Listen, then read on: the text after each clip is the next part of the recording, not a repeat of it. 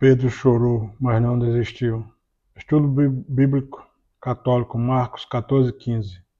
Meus irmãos e minhas irmãs, hoje contemplamos um dos momentos mais dolorosos e profundos da paixão de nosso Senhor Jesus Cristo. Um momento em que revela a fraqueza humana, mas também a infinita misericórdia de Deus. O Evangelho nos mostra Pedro, o discípulo impulsivo, aquele que prometeu seguir Jesus até a morte. Porém, diante do medo, diante da pressão e diante da ameaça, Pedro nega Jesus 3 vezes.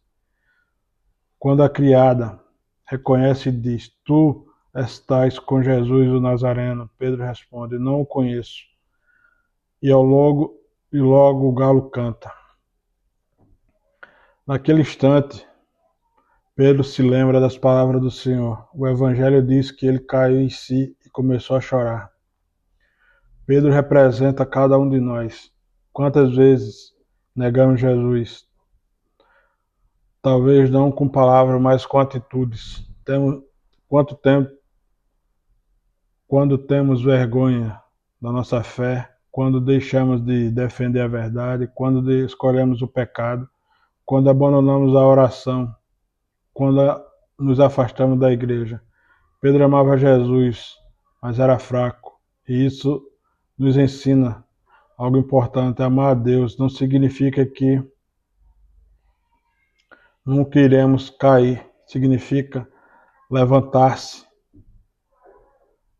pela graça divina. O choro de Pedro não é de desespero, foi de arrependimento verdadeiro. A diferença entre Pedro e Judas está aqui. Judas se fechou na culpa, Pedro abriu o coração para a misericórdia. A Igreja Católica nos ensina que nenhum pecado é maior que a misericórdia de Deus quando existe arrependimento sincero. Jesus permanece em silêncio diante das acusações. Depois vemos Jesus diante de Pilatos. Pilatos pergunta: És tu o rei dos judeus? Jesus responde: Tu dizes.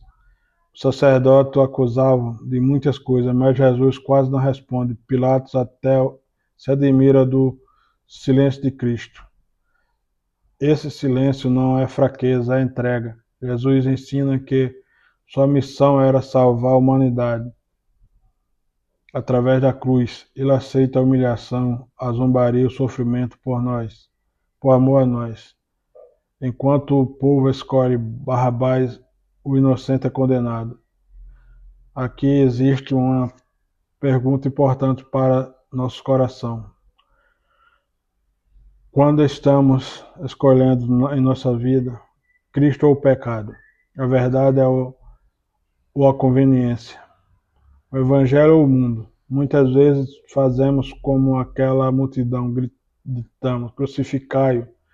Cada vez que rejeitamos os ensinamentos de Deus, a coroa de espinhos e a cruz. Os soldados colocam uma coroa de espinhos em Jesus, cospem nele, batem nele, zombam do rei do universo. Mesmo podendo destruir seus inimigos com um só gesto, Jesus escolhe amar. Isso é o verdadeiro poder de Deus. Não o poder da violência, mas o poder do amor que se sacrifica. Depois, Simão Cirineu é obrigado a ajudar Jesus a carregar a cruz.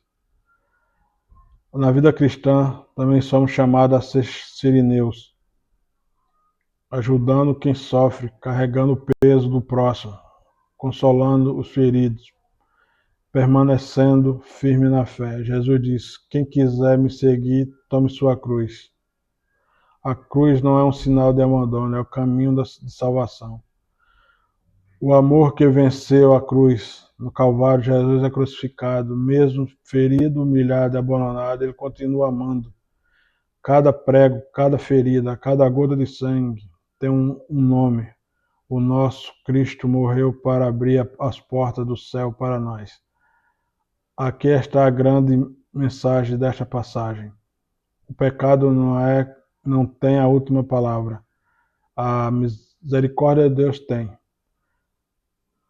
Pedro caiu, mas voltou. Jesus foi crucificado, mas ressuscitou. A dor existiu, mas o amor venceu. Conclusão. Hoje o Senhor nos convida a reconhecer nossas fraquezas, abandonar o pecado, a confiar na misericórdia divina, permanecer fiéis nas dificuldades.